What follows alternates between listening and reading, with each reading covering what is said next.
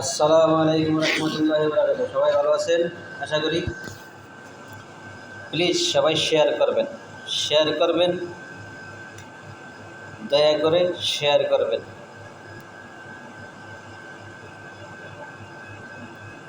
যে আজকে কয়েকদিন যাবৎ সকল প্রকার সবাই নিউজ করতেছে যে আমাদের বাংলাদেশের প্রধান উপদেষ্টা ডক্টর মোহাম্মদ ইউনূস স্যার পদত্যাগ করবেন।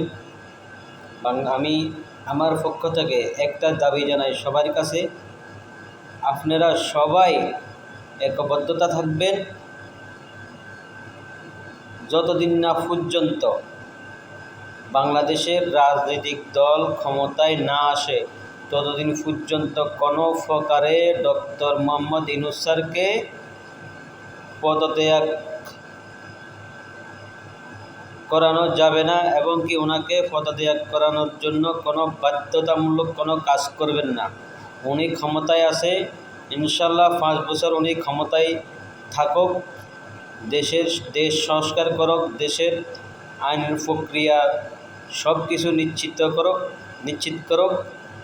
তার হস্তে ইনশাল্লাহ ভোটের মাধ্যমে বাংলাদেশের জনগণ যাকে পছন্দ করে ইনশাল্লাহ তারাই ক্ষমতায় আসবে। এখন কোনো প্রকারে যেন ওনাকে পদত্যাগ না করে, এটা আপনাদের কাছে জোর দাবি জানাচ্ছি। আপনারা ওনাকে বাধ্য করবেন না পদত্যাগ করার জন্য, কারণ উনি যদি পদত্যাগ করে বাংলাদেশের এখন হাল অবস্থা বহুত খারাপ হবে। বাংলাদেশ একটা গৃহযুদ্ধের দিকে যাবে। দয়া করে সবাই ওনাকে সাপোর্ট করবেন, উনি যেন দেশ সংস্কার করতে পারে।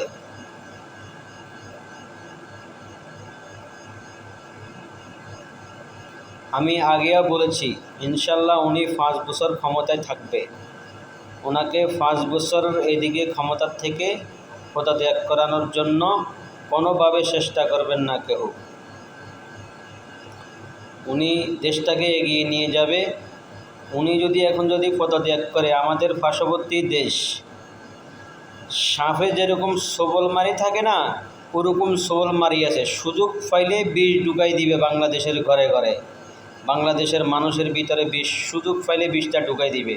তো ওই সুযোগ কেউ দিবেন না। আর আমাদের বাংলাদেশের কিছু মানুষ আছে যে ভারতের দালালি করে, ভারতের থেকে টাকা খাইয়ে বাংলাদেশে বিভিন্ন ধরনের কথাবার্তা বলিয়ে প্রোপাগান্ডা ছড়াচ্ছে। একজন লোক বলতেছে যে ওনার নাম আমি বলবো না, আপনারা সবাই ওনাকে চিনেন। উনি বলতেছে যে তলে তলে বাংলাদেশটাকে বিক্রির পায়তারা করছে। বাংলাদেশ কেউ কিনবাল্লায় আসবে না, আর কেউ কিনতে পারবেও না। বাংলাদেশ কেউ দখল করতে পারে নাই, ভবিষ্যতেও পারবে না, আর কোনোদিন বাংলাদেশ কেউ দখল করতে পারবে না, পারবেও না। আমরা বাঙালি জাতি, কেউ আমাদের দেশের যদি আক্রমণ করে আমরা সবাই মিলে ঝাঁপিয়ে পড়ব। আর্মি, বিডিআর, সাধারণ মানুষ, সাধারণ জনগণ যা আছে সবাই আমরা ঝাঁপিয়ে পড়ব। আমাদের দেশ কোনোদিন কেউ দখল করতে পারবে না, আর দখল করার জন্য আসবে না ইনশাল্লাহ। শেষ কথা হচ্ছে ভিডিওটা শেয়ার করবেন।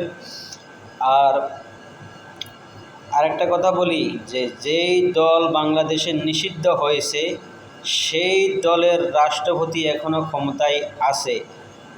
যত দ্রুতভাবে হোক ওনাকে পদত্যাগ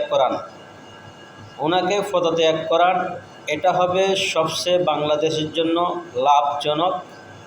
যে দল নিষিদ্ধ হয়ে গেছে সেই দলের রাষ্ট্রপতি কখনো ক্ষমতায় থাকতে পারে না। আমি জোর দাবি জানাচ্ছি ওনাকে যেন পদত্যাগ করার জন্য বাধ্য করা হয়।